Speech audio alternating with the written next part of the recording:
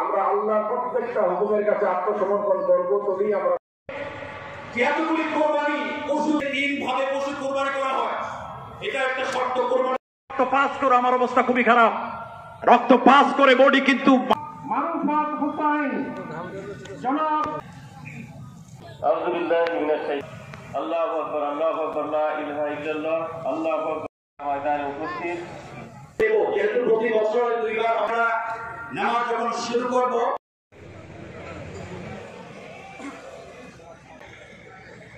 তাদের প্রতি নজর বাড়াবেন। নাম্বার 2, ছেলেমেয়েদেরকে একসঙ্গে অন্তত দিনে দুবেলা ভাত খাওয়ার অভ্যাস করবেন। আল্লাহ যদি কোনো ভুল ত্রুটি হয়ে যায়, তুমি আমাদেরকে ক্ষমা করে দাও। তাকালে আমরা ধ্বংস হয়ে যাবো মাবুদ। আমরা যারা তোমার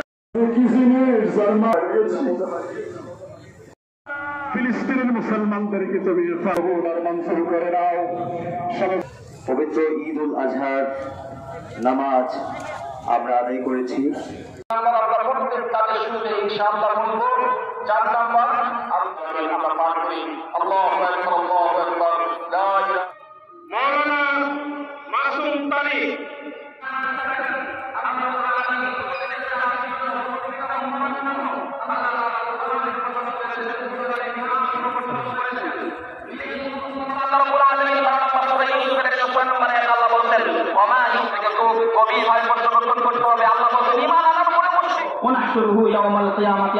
কাল কিয়ামতের ময়দানে তাদেরকে আমি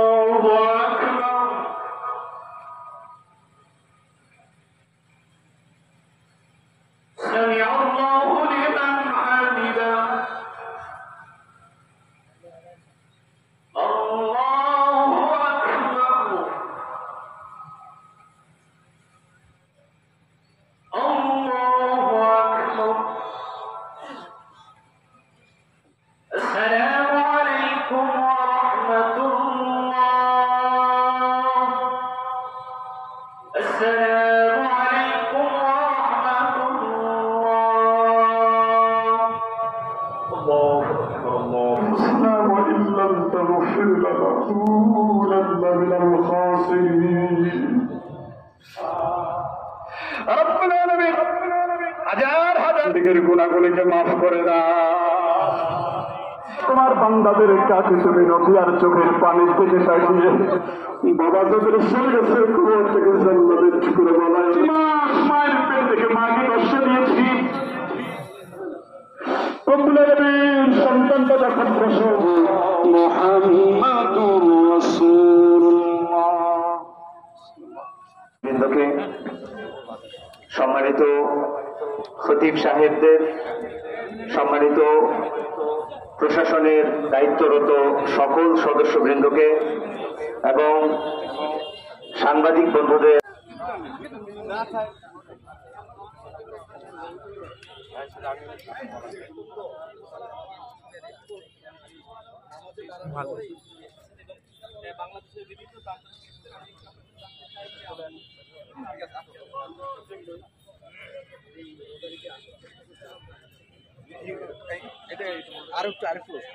আরেকটা ছবি তুলে দেয়। ঠিক করে কথা বলি আমি দিনাজপুর গড়ে শহীদ ময়দানে প্রতি বছরের মতো এবারে ঈদের জামাতে অংশগ্রহণ করে অনেক ভালো লাগে। তবে আসলে একটু আবহাওয়া জনিত কারণে একটু প্রবলেম হয়েছে, বাট এটা মানে নেওয়া যায়। কারণ হচ্ছে বলে না, একটা আনন্দের সাথে সব কিছুরই একটা কষ্ট আছে, সেই কষ্টটা আসলে লাঘব হয়ে গেছে এত জনসমুদ্রে নামাজ পড়ে। উদ্যানে ঈদের নামাজ পড়ে আলহামদুলিল্লাহ অনেক ভালো লাগলো। আমার বাসা হচ্ছে ঝিনাইদহে, আমরা আসছি এখানে পড়াশোনার জন্য, ঈদের জামাতটা উপভোগ করবো, এখানে একসাথে নামাজ পড়বো, এই জন্যই থেকে যাওয়া। ইনশাল্লাহ আলহামদুলিল্লাহ, একটু গরম যদিও, তারপরে সব কিছু মিলে ঈদের আনন্দ ভাগাভাগি করে নিতে আলহামদুলিল্লাহ অনেক ভালো লেগেছে। ঈদের নামাজ পড়ে ভালো লাগছে, বড় ময়দান আমাদের দিনাজপুরের বৃহৎ একটা জামাত, এখানে নামাজ পড়ে ভালো লাগছে। আর আমাদেরকে মানে পশু নয় পশুত্ব কুরবানি দিতে হবে। আসলে দিনাজপুরের এত বড় একটা মানে এশিয়ার বৃহত্তম ঈদগাহ ময়দানে নামাজ পড়তে পেরে নিজেকে অত্যন্ত মানে আনন্দ বোধ করতেছি।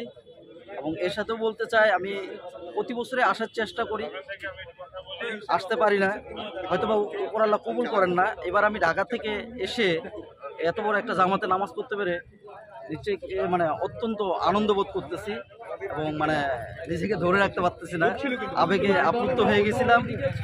ইমাম সাহেবের বিশেষ করে যে তেলাওয়াত, কোরআনের আয়াত থেকে প্রতিটি আয়াত সুন্দর করে বুঝাই বলছেন উনি, খুতবা, মুনাজাত সবকিছু ভালো লাগছেন। আমরা প্রথমেই মহান রবের কাছে শুকরিয়া জ্ঞাপন করছি, যিনি আমাদেরকে আজকের এই ঈদ উল আজহার দিনে এত সুন্দর পরিবেশে সুষ্ঠুভাবে নামাজ আদায় করার মতো একটি পরিবেশ আমাদেরকে দিয়েছেন। এই জন্য রবের দরবারে শুকরিয়া, আলহামদুলিল্লাহ। দ্বিতীয়ত, আজকের এই এশিয়া মহাদেশের অন্যতম একটি বড় মাঠ দিনাজপুর গড়ের শহীদ ময়দান। এখানে অনেক দূর দূরান্ত থেকে মুসল্লিরা নামাজ পড়তে আসে, দেশের বিভিন্ন জেলা থেকে আসে। আমরা এখানে বক্তব্যের মাধ্যমে অনেক মেসেজ দেশ এবং জাতিকে মুসল্লিদেরকে দেবার চেষ্টা করেছি।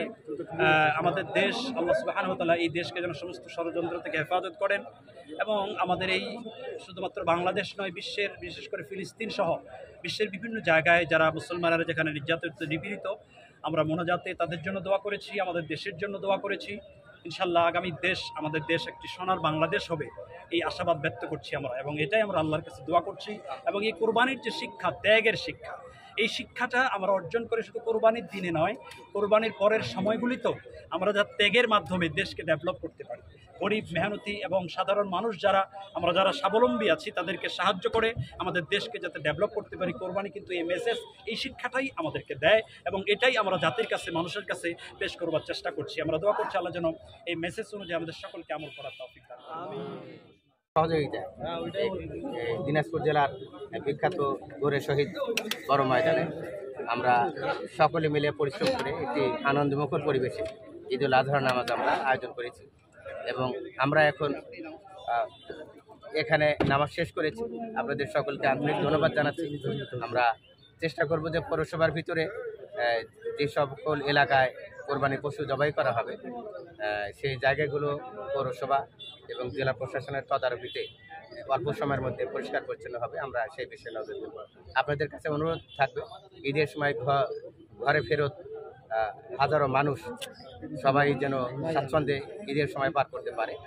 আমাদের ছেলেমেয়েরা যারা মোটরসাইকেল বা অন্যান্য বাইক বা যানবাহন পরিচালনা করে, যানবাহন চালায়, তারা যেন সীমিত গতির মধ্যে থাকে।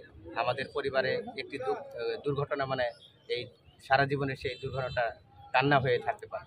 আমি আপনাদেরকে অনুরোধ করব, আমাদের ছেলেমেয়েরা যেন সীমিত গতির মধ্যে থেকে মোটরসাইকেল সহ অন্যান্য যানবাহন তারা চালায়। এই ঈদ দিনাজপুর জেলার 35 লক্ষ মানুষের জন্য আনন্দময় হোক। ঈদের খুশি দিনাজপুর জেলার সকল মানুষের ঘরে স্থায়ী হোক, সেই আশা, সেই আশীর্বাদ রইল, সেই দোয়া।